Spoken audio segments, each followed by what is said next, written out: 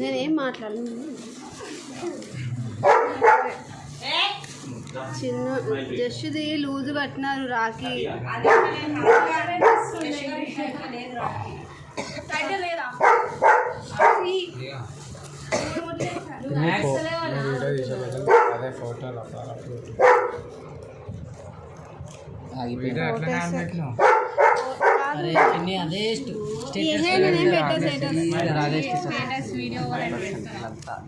మీరు అన్నందుకన్నా పెడతా, మంచిగా పెట్టొద్దు అనుకోండి.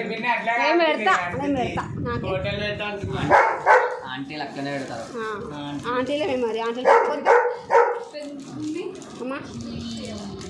అక్కడ